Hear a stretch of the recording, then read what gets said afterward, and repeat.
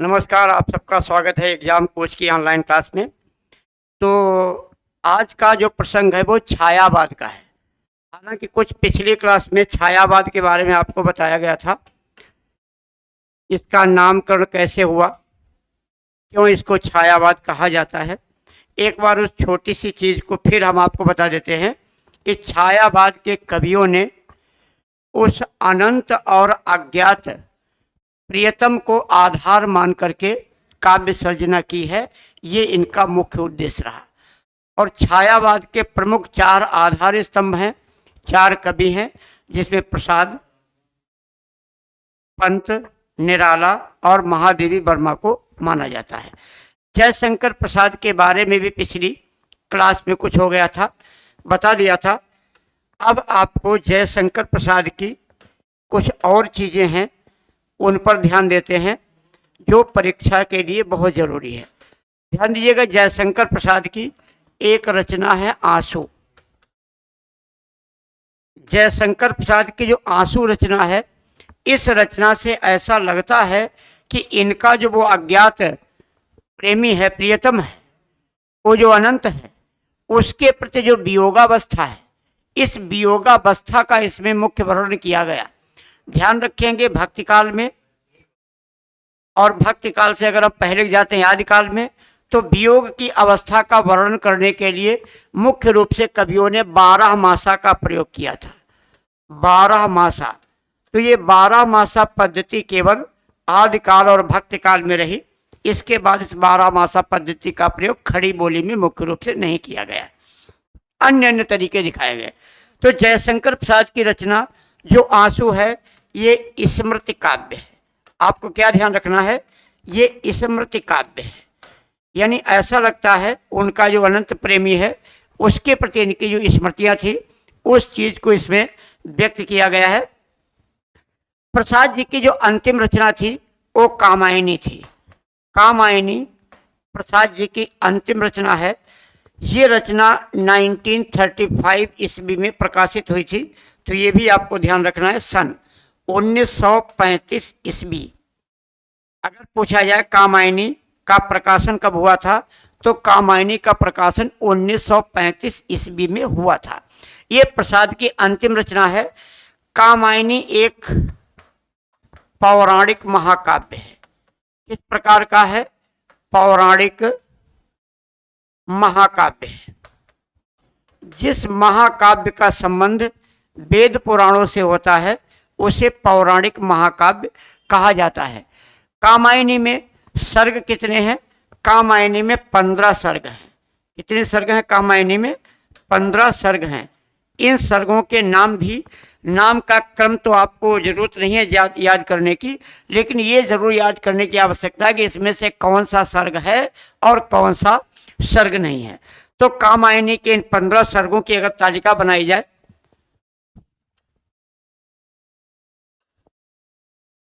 कामायनी एक पौराणिक महाकाव्य है, सर्गों की संख्या 15 है,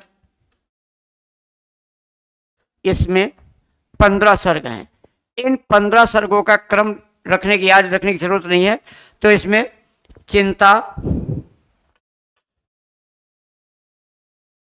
आशा, श्रद्धा,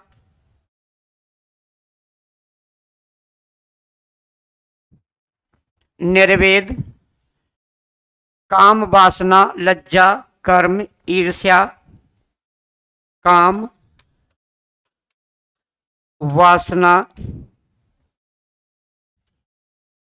लज्जा,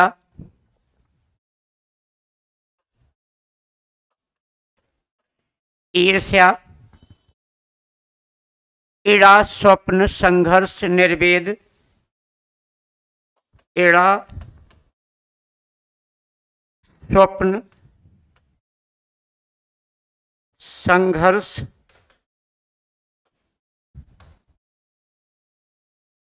निर्वेद, जहां वैराग्य प्राप्त होता है निर्वेद कह दिया जाता है। दर्शन, रहस्य और आनंद। दर्शन, रहस्य और आनंद, ये 15 सर्ग हैं इसमें।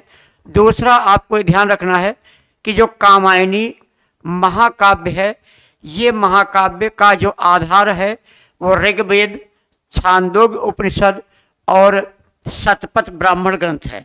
यानी कामायनी का आधार है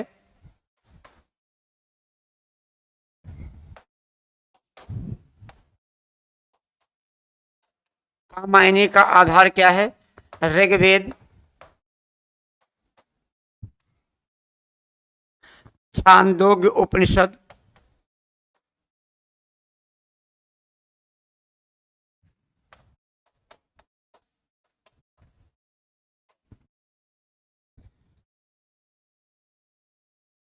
इसका आधार बना हुआ है छांदोग्य उपनिषद और शतपथ ब्राह्मण ग्रंथ।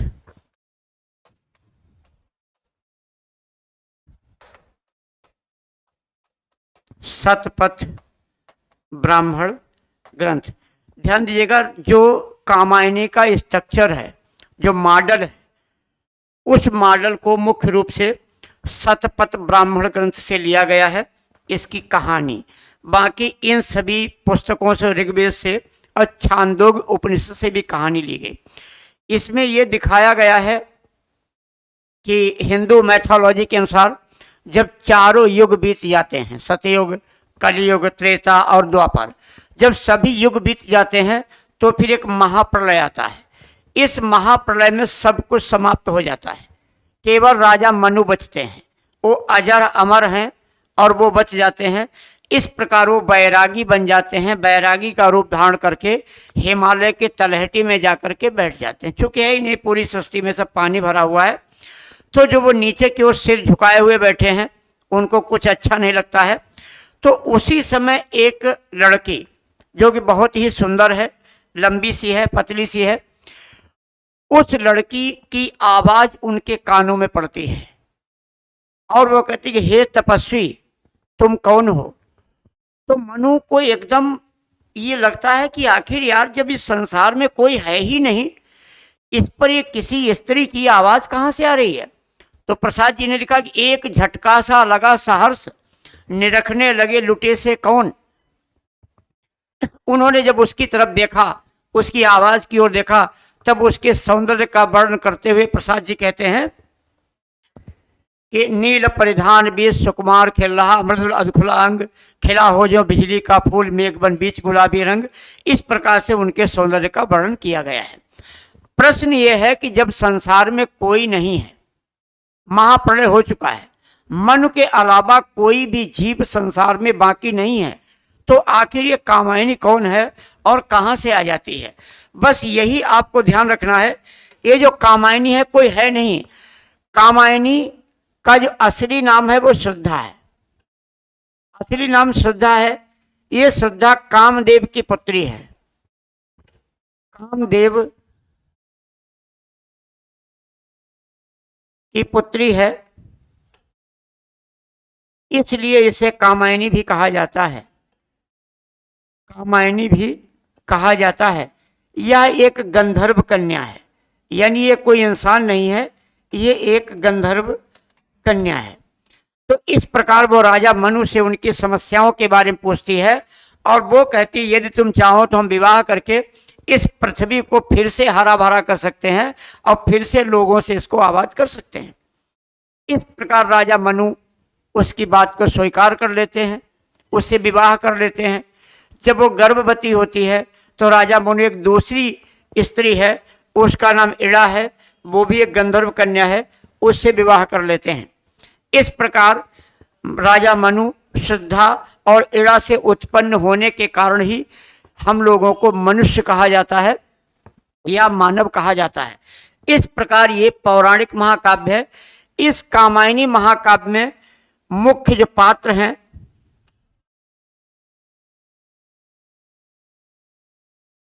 तो मुख्य पात्र हैं राजा मनु। जो मनु है वो मन का प्रतीक। ये भी परीक्षा में कई बार पूछा जा सकता है। मन का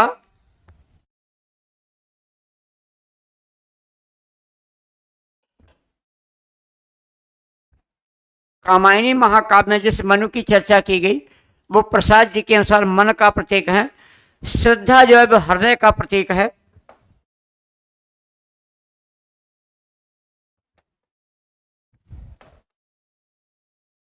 और एक दूसरी जो स्त्री है उसका नाम इड़ा है, ये बुद्धि का प्रतीक है।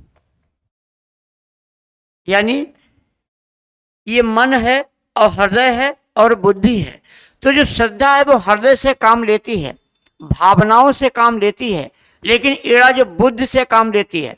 जब दिखाया गया कि राजा मनु इड़ा के महल में घायल अवस्था में पड़े हुए हैं, इधर जो श्रद्धा का पुत्र होता है वो रोज पूछता है कि मेरा पिता कौन है। तो एक दिन वो अपने पुत्र को लेकर के कहती है चलो तुम्हारे पिता को ढूंढते हैं। वो पिता को ढूंढने जा रही थी, तो रात में दोनों माँ बेटे भटक रहे हैं, ढूंढते जा रहे हैं। और इधर राजा मनु जब घायल हैं, इस वजह से इनकी पत्नी इड़ा बाहर बालकनी में खड़ी झांक रही है, पथ की ओर, मार्ग की ओर देख रही है।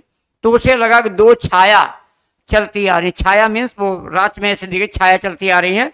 उनको बुलाती है और उनसे कहती है कि आप क्यों घूम रही हैं। तो वो अपनी पूरे हालात बताती है, तो बड़ा आश्वासन देती है। कहती है जीवन है तो कभी मिलन है, कट जाते हैं दुख की रातें, आप चिंता ना करें, अगर जीवन है तो कभी न कभी उनसे मिलन अवश्य होगा। हालांकि वहीं पर उनका मिलन हो भी जाता है।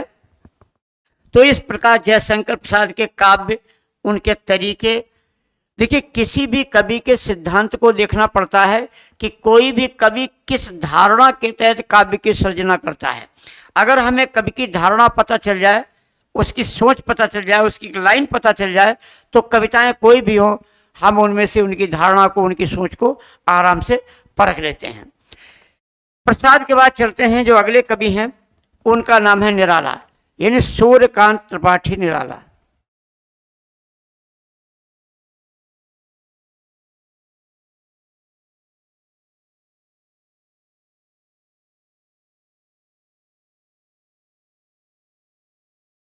सूर्यकांत त्रिपाठी निराला ये अगले कवि हैं इसी छायावाद के। हिंदी में जो स्वच्छंदतावाद कहा जाता, निराला ने कविता को छंद के बंधन से मुक्त कराया। यानी हिंदी में स्वच्छंद छंद की रचना निराला से प्रारंभ होती है।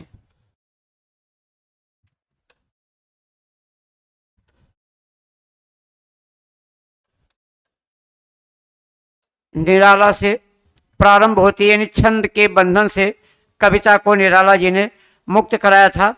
निराला को ओज, औदात्य और विद्रोह का कवि भी कहा जाता है। निराला को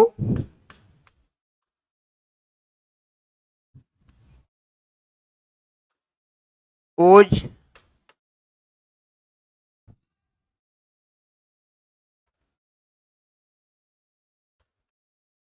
औदात्य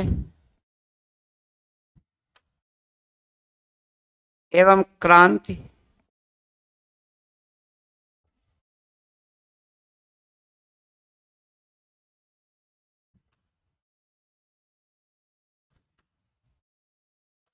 कवि कहा जाता है।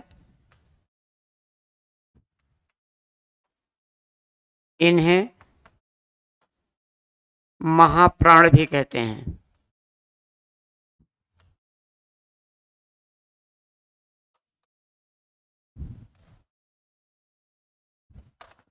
किन किन बिंदुओं पर आपको ध्यान रखना है? पहला कि निराला स्वच्छंदतावाद के प्रतीक हैं और इन्होंने कविता को छंद के बंधन से मुक्त कराया।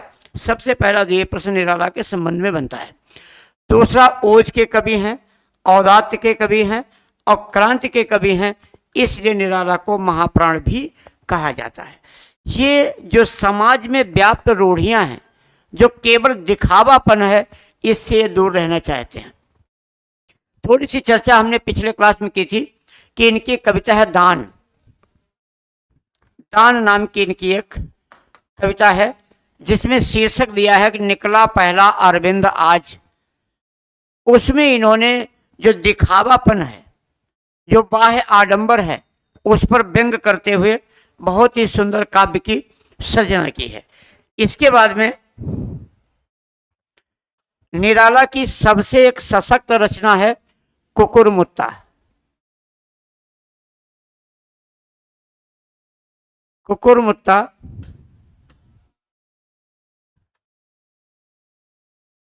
निराला की सबसे सशक्त रचना है।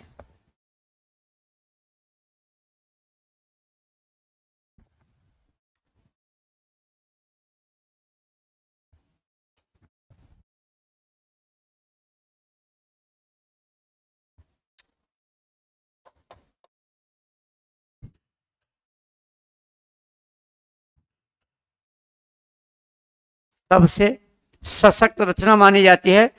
इसमें जो कुकुरमुत्ता है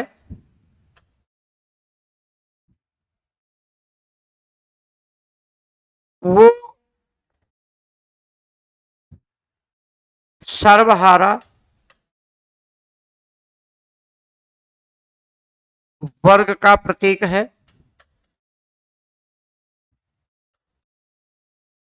और जो गुलाब है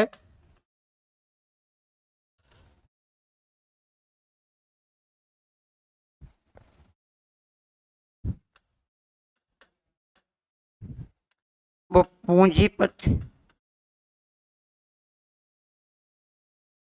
वर्ग का प्रतीक है।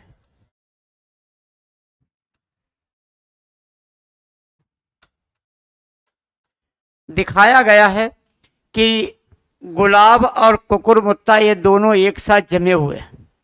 गुलाब का फूल जो कि बहुत ही सुंदर है और बड़ा है, कुकुरमुत्ता जो कि भद्दा पुष्प है और छोटा है। तो गुलाब कुकुरमुत्ता की ओर बड़ी हेय दृष्टि से देख रहा है। तब कुकुरमुत्ता गुलाब को डांटता है कि हे गुलाब, तुम इतना अकड़ क्यों रहे हो? तुमने जो खाद जो पानी प्राप्त किया है वो सब हमसे प्राप्त किया है और हमसे प्राप्त खाद पानी के बल पर तुम इतना हरे भरे हो, हष्ट पुष्ट हो, प्रफुल्लित हो, तुम हमको ही समझा रहे हो। तो ये दिखाया गया कि मुख्य काम करता सर्वहारा वर्ग होता है और सर्वहारा वर्ग के काम करने के बाद ही पूंजीपति तैयार होते हैं। लेकिन पूंजीपति उन्हीं सर्वहारा वर्ग को नीचा दिखाने की कोशिश करते हैं। यही इसका मुख्य चीजें रहा था। ये एक व्यंग्यात्मक, यहां पर व्यंग है।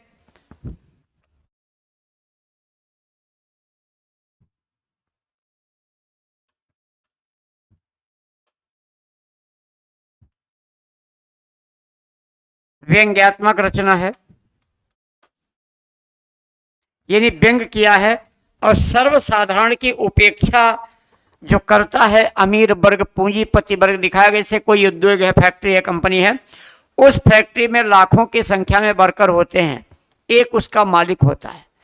मालिक उतना कार्य नहीं करता है, वो एक प्लेटफॉर्म उपलब्ध कराता है, काम तो वर्कर करते हैं, लेकिन वर्कर की जो आर्थिक स्थिति है वो उतनी बलवती नहीं हो पाती है, जबकि उन वर्करों की बदौलत ही उस पूंजीपति की आर्थिक स्थिति मजबूत होती है और लोग उसे पूंजीपति कहते हैं। तो इस प्रकार से निराला ने बहुत सी, जैसे कि किसी राम की शक्ति पूजा,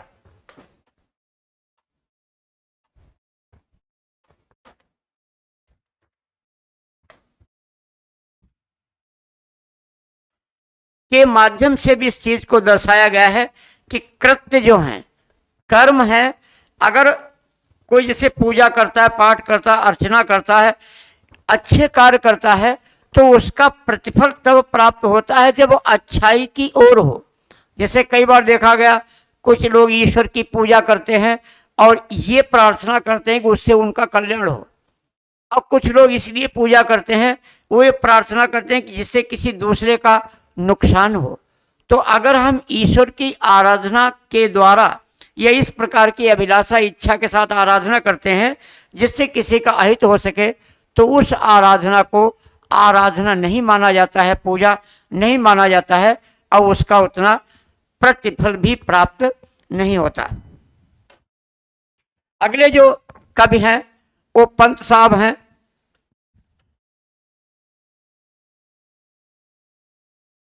सुमित्रा नंदन पंत।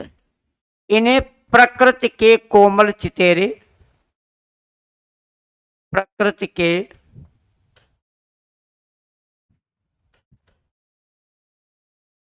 कोमल चितेरे,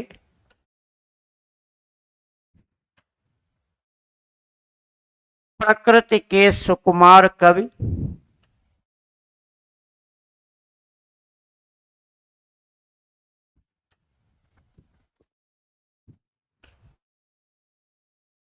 कोमल कांता कवि,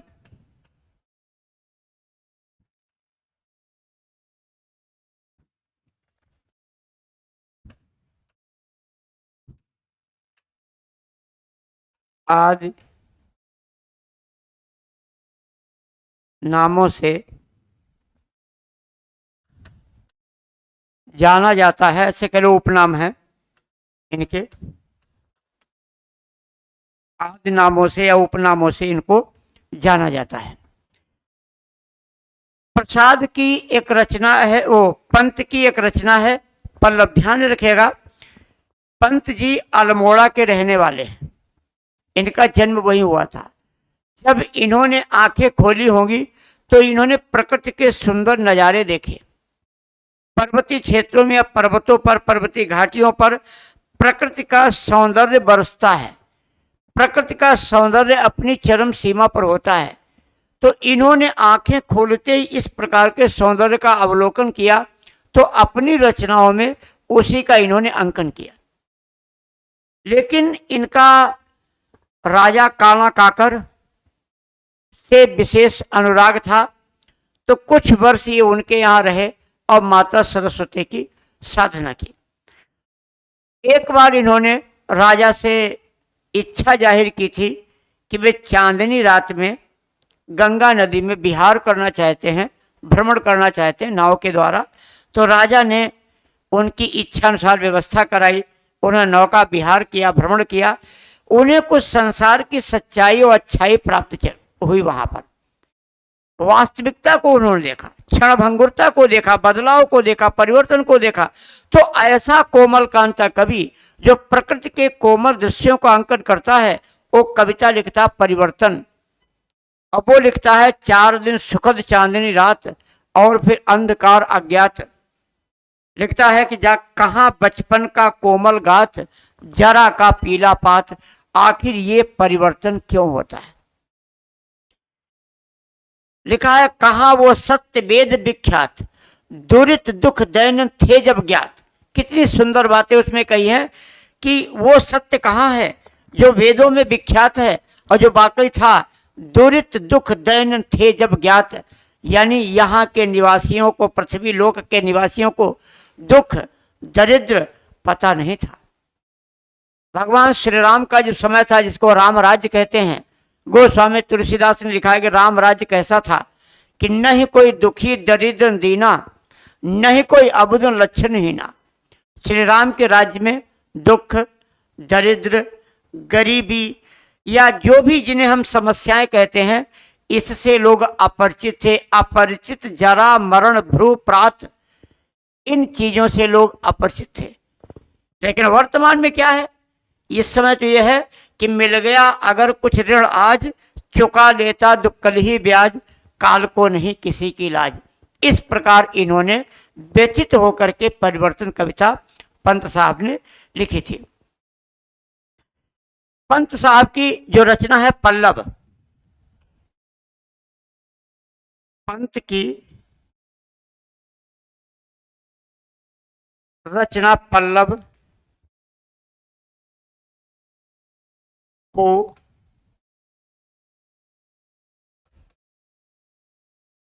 छायावाद का घोषणा पत्र कहा जाता है।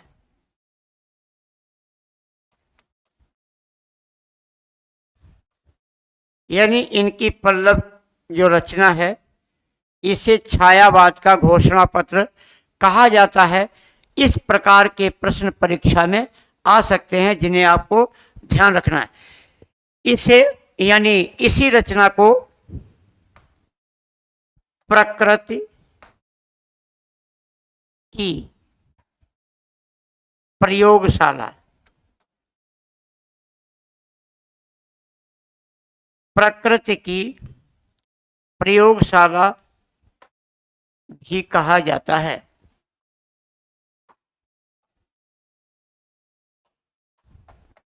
तो इस चीज पर विशेष आपको ध्यान रखना है कि पंत की किस रचना को छायावाद का घोषणा पत्र या प्रकृति की प्रयोगशाला कहा जाता है, तो वो रचना है पल्लव।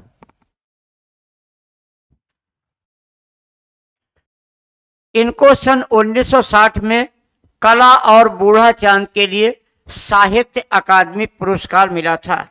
1960 ईस्वी में इनकी रचना थी कला और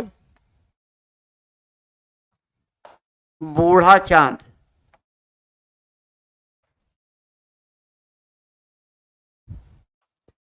के लिए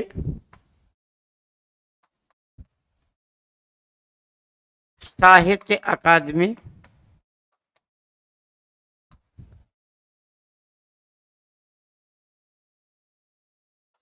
पुरस्कार मिला।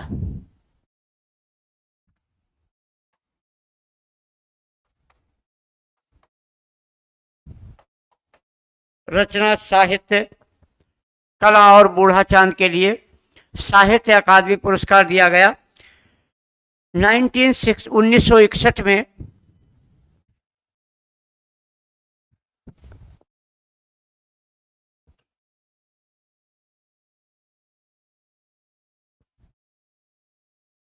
पद्म भूषण से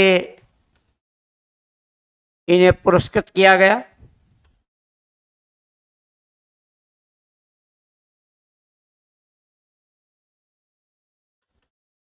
पद्म भूषण से इनको अलंकृत किया गया था और 1968 में चिदम्बरा पुस्तक के लिए ज्ञानपीठ पुरस्कार मिला था।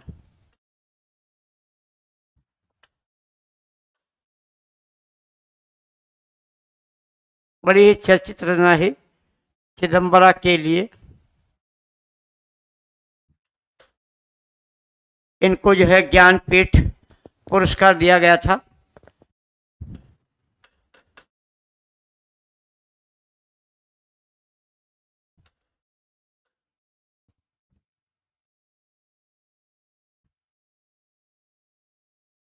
पंत बड़ी चर्चित व्यक्तित्व के व्यक्ति रहे। बहुत ही सुंदर रचनाएं इन्होंने अपने जीवन काल में रची हैं। पंत को लोकायतन काव्य कृति के लिए लेनिन पुरस्कार भी मिला है। इनकी जो रचना थी लोकायतन,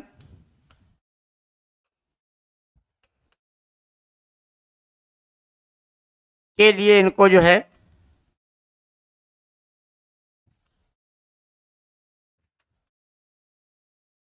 लेनिन पुरस्कार मिला।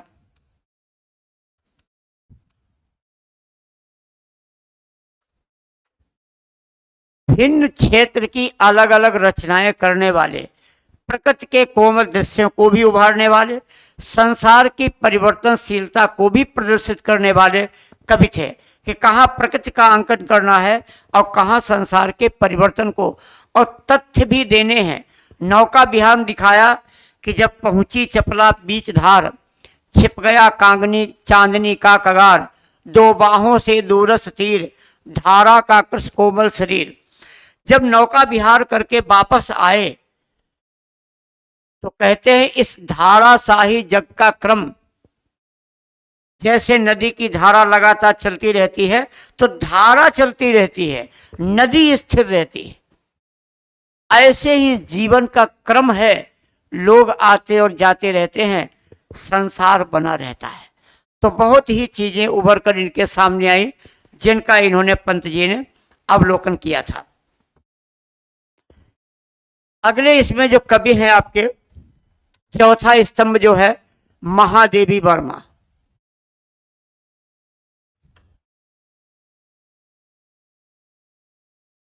महादेवी वर्मा को कहा जाता है, इनका उपनाम दिया गया है हिंदी के विशाल मंदिर की वीणा पाण माता सरस्वती जी का पर्यायवाची है। हिंदी के विशाल मंदिर की वीणा पाण इनको कहा जाता है, महादेवी वर्मा को, और इनको आधुनिक मीरा भी कहा जाता है। आधुनिक मीरा की भी इनको संज्ञा दी जाती है। एक और खास बिंदु पर ध्यान रखिएगा, महादेवी जी के संदर्भ में जो प्रश्न बहुत बनता है, कहा जाता है छायावाद के कवियों में सबसे ज्यादा रहस्य भावना किसकी कविताओं में है? तो ध्यान रखिएगा,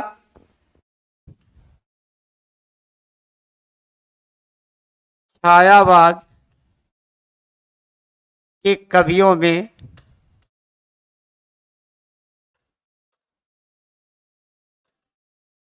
सर्वाधिक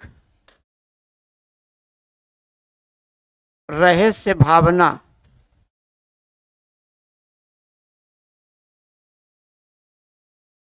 इनकी कृतियों में प्राप्त होती है।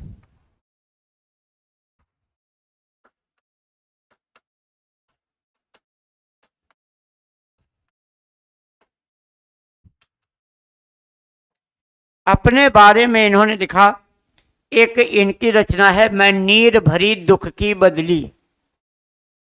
मैं नीर भरी दुख की बदली रचना के कारण ही इन्हें आधुनिक मीरा कहा गया।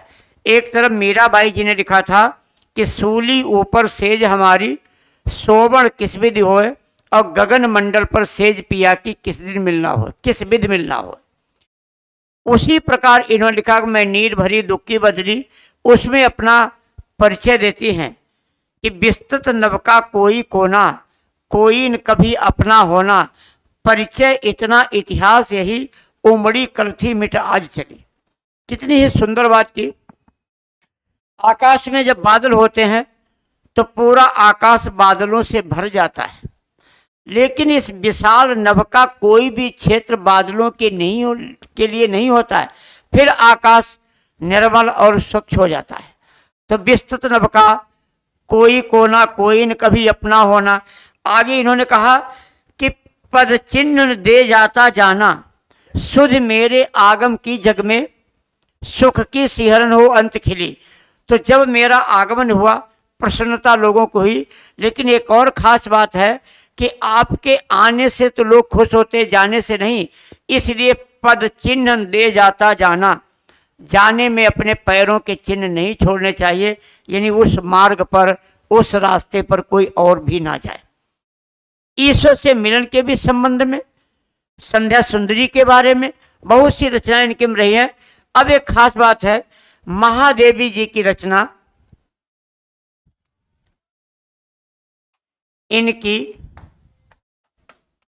रचनाएं जो खास से ध्यान दीजिएगा, इनकी रचनाएं दिन के क्रम से, इनकी रचनाएं दिन के क्रम से हैं। जैसे दिन का जो क्रम होता है उसी क्रम से इनकी रचनाएं हैं। तो जैसे सूर्योदय से पहले क्या होता है, सूर्य निकलने से पहले ओस पड़ती है, तो इनकी रचना है निहार। महादेवी जी की रचना पहली है निहार। सूर्योदय से पहले क्या होता है, ओस पड़ती है। उसके बाद सूर्य निकलता है, जब सूर्य निकलता है सूर्य में किरणें होती हैं, तो रस में सूर्य के निकलने पर कमल और कमलिनी खिलते हैं, कमल खिलते हैं, कमलिनी खिलती हैं, तो लिखा है नीरजा। नीरज माने कमल और नीरजा माने कमलिनी। सूर्य निकलता है, उसकी किरणें होती हैं जिससे कमलिनी खिलती है। फिर उसके बाद शाम होती है, तो रचना है सांध्य गीत।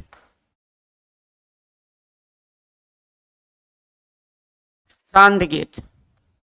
इसके बाद रात हो जाती है, दिया जलते हैं, तो इनकी रचना है दीप शिखा। यही इनकी रचनाओं का क्रम है। फिर से ध्यान दीजिएगा, महादेवी वर्मा की रचनाएं दिन के क्रम से हैं। सूर्योदय से पहले रस निहार यानी ओस पड़ती है, निहार ओस को कहते हैं। सूर्योदय के बाद सूर्य की किरण निकलती, रश्मि किरण को कहते हैं। तब कमलिनी खिलती है, फिर शाम हो जाती है, शांत गीत गाए जाते हैं, उसके बाद रात हो जाती है और दिया जलते हैं। तो इनकी रचना है दीप शिखा। ये महादेवी जी की सभी रचनाएं यामा नामक पत्रिका में संग्रहित हैं। ध्यान रखिएगा, यामा कोई रचना नहीं है, बल्कि यामा एक काव्य संग्रह है। महादेवी जी का एक काव्य संग्रह है जिसको कहते हैं यामा। उसमें इनकी रचनाएं संग्रहित की गई हैं। 1982 में, यानी 1982 में, 1982 में इसी यामा के लिए इनको ज्ञानपीठ पुरस्कार दिया गया था। ज्ञानपीठ पुरस्कार, ये ध्यान रखिएगा। महादेवी वर्मा की रचनाएं दिन के क्रम से हैं जो यामा नामक पत्रिका में संग्रहित हैं। इसी यामा के लिए महादेवी वर्मा को ज्ञानपीठ पुरस्कार दिया गया था। इनकी एक और रचना सप्तपर्णा,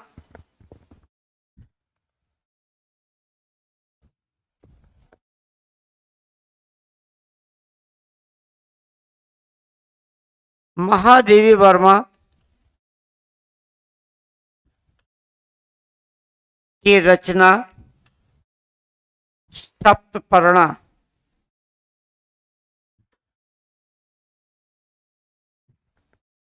में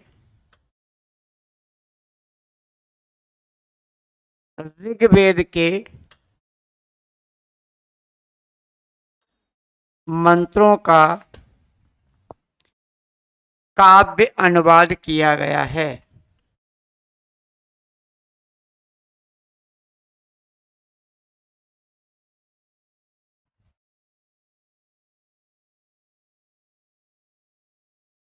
ये आपको ध्यान रखना, ये प्रश्न आता है कि महादेवी वर्मा की किस रचना में ऋग्वेद के मंत्रों का काव्य अनुवाद किया गया है। यानी इस संस्कृत के ग्रंथ के जो श्लोक हैं, इन मंत्रों का, इन श्लोकों को काव्य का रूप दिया गया और कविता के रूप में कैसे इनको संकलित किया गया, ये इसमें दिखाया गया है। नीरजा रचना के लिए महादेवी वर्मा को अलग से, नीरजा के लिए इन्हें शेक्सपियर पुरस्कार दिया गया था।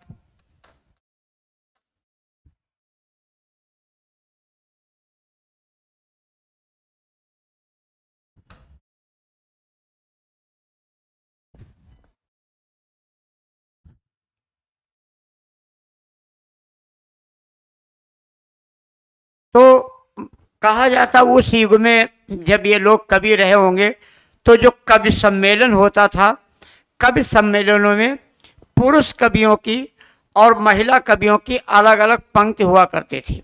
अलग अलग ये लोग कवि बैठते थे। तो जो पंत साहब थे, एक तो वो वहाँ के थे, पर्वतीय क्षेत्र के थे, खूब गोरे से, लाल से, बड़े बड़े बाल रखते थे।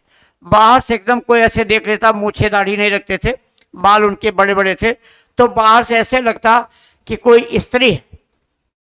तो कहते हैं एक बार महादेव वर्मा जी ने कहा था कि ये महिला उधर पंक्ति में क्यों बैठी है, तो पता चला कि महिला नहीं है, वो पंत साहब हैं। तो इस प्रकार से इन सभी कवियों में आपस में बड़ा अच्छा अपना था, और इन कवियों ने गद्य भी लिखा है और काव्य भी लिखा है, नाटक भी लिखे हैं, तो महाकाव्य भी लिखे हैं। हर प्रकार की रचनाएं इन कवियों ने की है।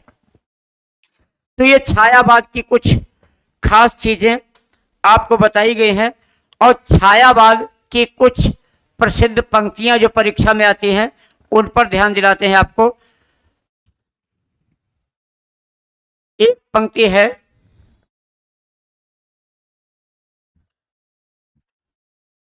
बीती विभावरी जागरी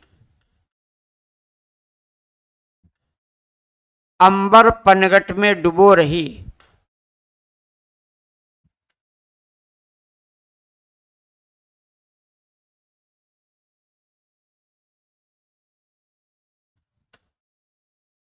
तारा घट उषा नागरी, रूपक अलंकार है इसमें।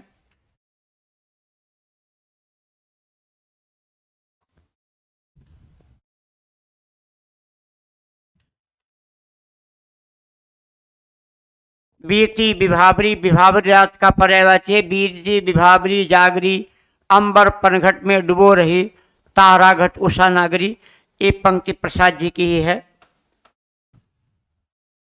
बहुत ही चर्चित पंक्ति इनकी रही है। एक पंक्ति इनकी सर्वाधिक चर्चित हुई है जिसमें इन्होंने कहा है कि अरुण यह मधुमय देश हमारा।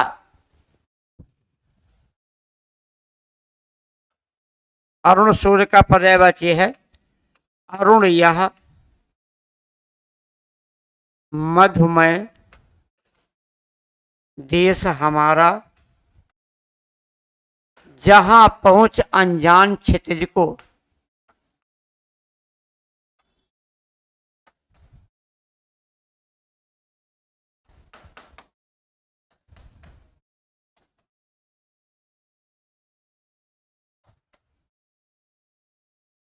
मिलता एक सहारा। इनका एक नाटक है चंद्रगुप्त, चंद्रगुप्त से लिया गया है, ये भी रचना प्रसाद की है। अब यहां ध्यान रखिएगा, ये इस रचना के माध्यम से प्रसाद क्या बताना चाहते हैं, क्या कहना चाहते हैं। क्षितिज वह स्थान होता है जहां पृथ्वी और आकाश आपस में मिले हुए दिखाई पड़ते हैं, उसे क्षितिज कहते हैं। जहां पहुंच अनजान क्षितिज को मिलता एक सहारा, कि मेरा देश भारतवर्ष बड़ा ही मधुर देश है, जहां प्रत्येक उस अपरिचित को भी आश्रय मिल जाता है, उसे भी सुविधाएं प्राप्त हो जाती हैं जो शायद अपने देश का नहीं है, बाहर का या बाहर से आता है। क्योंकि यहाँ की जो परिपाटी रही है, अतिथि देवो भवा, बाहरी व्यक्ति का, अतिथि का सम्मान कुछ ज्यादा ही किया जाए। एक जगह प्रसाद ने लिखा है कामायनी महाकाव्य में कि नारी तुम केवल श्रद्धा हो। बहुत ही सुंदर पंक्ति है। नारी तुम केवल श्रद्धा हो, विश्वास रजत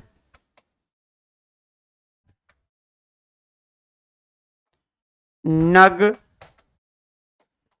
पग तल में। नारी तुम केवल श्रद्धा हो, विश्वास रजत नग पगतल में, पीयूष सोत सी बहा करो। पीयूष स्रोत सी बहा करो, जीवन के सुंदर समतल में।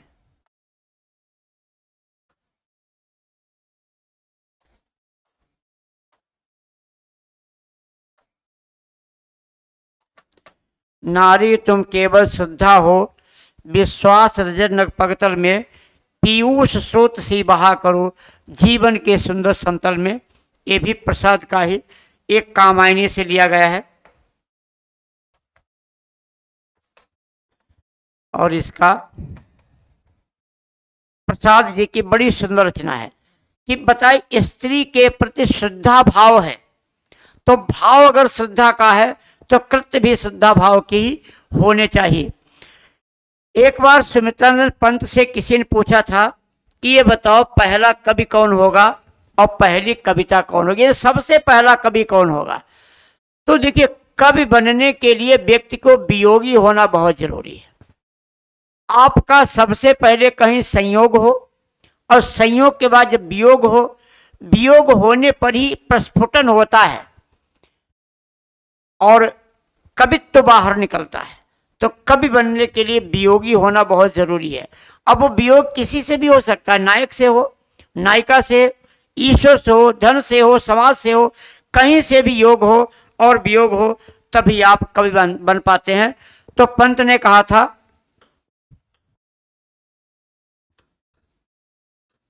वियोगी होगा पहला कवि,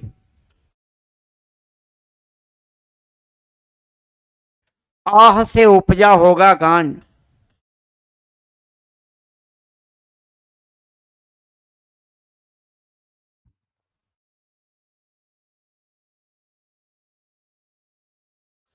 उमड़ कर आंखों से चुपचाप,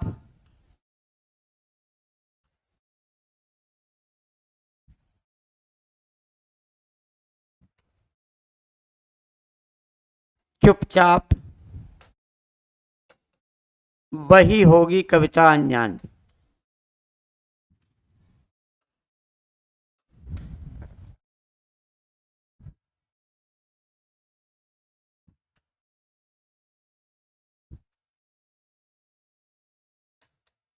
ये रचना पंत साहब की है।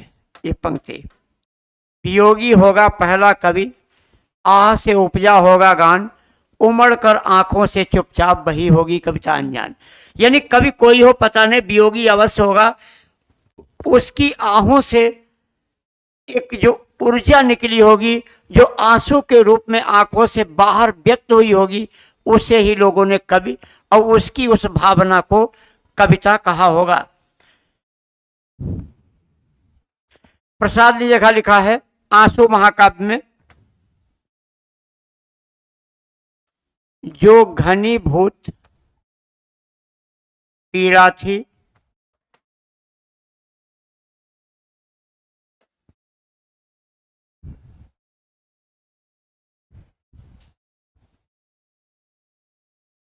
मस्तक में स्मृत सी छाई, मस्तक में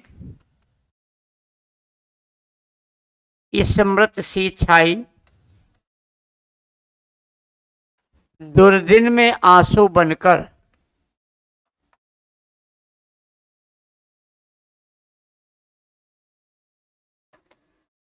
दुर्दिन में आंसू बनकर वह आज बरसने आई।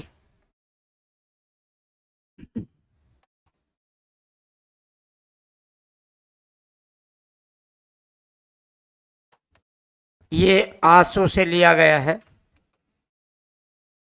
और ये रचना भी प्रसाद की है। तो किस प्रकार की भावनाओं को इस युग के कवियों ने अपनी रचनाओं में बहुत ही सुंदर ढंग से व्यक्त किया है या सुंदर ढंग से व्यक्त करने की कोशिश की है। चाहे वो जयशंकर प्रसाद रहे हो, महादेवी वर्मा रहे हो या निराला साहब हो, सबका अपना अपना सोच भी था। निराला साहब का अपना सोच था कि रूढ़ियों को दूर करना है, अन्याय का विरोध करना है। कई बार क्या होता है कि अन्याय हमें पसंद नहीं, वो अलग बात है, लेकिन फिर भी हम अन्याय का विरोध नहीं कर सकते। इनको क्या था, इन्हें विरोध करना है। महादेवी वर्मा को क्या है कि उनके मन की जो आंतरिक भावनाएं हैं, मन के अंदर जो अंतर्द्वंद चल रहा है, जो झंझावत है, उसे अपनी कविताओं के माध्यम से व्यक्त कर देना है। पंत साहब के अंदर जो प्रकृति के प्रति सौंदर्यता है, प्रकृति का जो नयनाभिराम दृश्य है, उस दृश्य को व्यक्त करना है। और साथ ही साथ ये दृश्य सदैव क्यों नहीं बना रहता, प्राकृतिक सुंदरताएं सदैव विद्यमान क्यों नहीं रहती, बसंत के बाद पतझड़ या पतझड़ के बाद बसंत जैसी स्थितियां क्यों उत्पन्न होती हैं, इस पर भी उन्होंने अपने विचार व्यक्त किए हैं। तो जितने भी कवि थे अलग अलग तरीके के विचार करते रहे। इन कवियों के अलावा भी कुछ अन्य कवि इस युग के थे। खास कवि यही हैं 4, लेकिन अन्य कवि भी आपको बता देते हैं वो कौन कौन से थे। एक थे बालकृष्ण शर्मा नवीन, मोहनलाल महतो,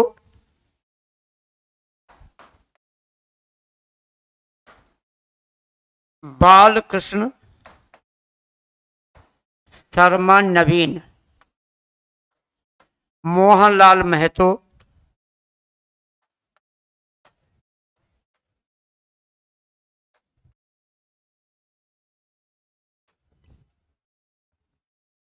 केदारनाथ मिश्र, उदय शंकर भट्ट, केदारनाथ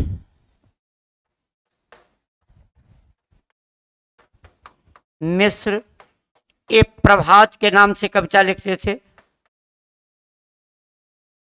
कुछ कविताएं उदय शंकर भट्ट की भी हैं, हालांकि मुख्य रूप से कवि नहीं है। राम कुमार वर्मा और गोपाल सिंह नेपाली। राम कुमार वर्मा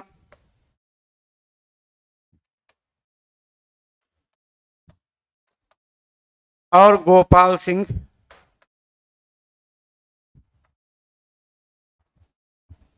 नेपाली। बस आपको ये ध्यान रखना है कि जो आपने उधर पढ़े हैं वो कवि हैं, मुख्य रूप से कवि हैं। भले उन्होंने गद्य लिखा लेकिन मुख्य रूप से कवि हैं। बाकी ये लोग मुख्य रूप से कवि नहीं हैं, लेकिन हाँ इस युग में कुछ इन्होंने अपनी रचनाएं रची हैं।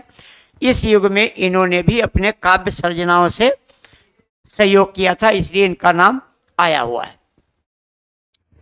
इसके बाद छायावाद, चूंकि आधुनिक काल ही है, और छायावाद के बाद जो अगला काल था जिसको हम छायावादोत्तर भी कह सकते हैं, उस समय राष्ट्रीय चेतना जाग गई थी।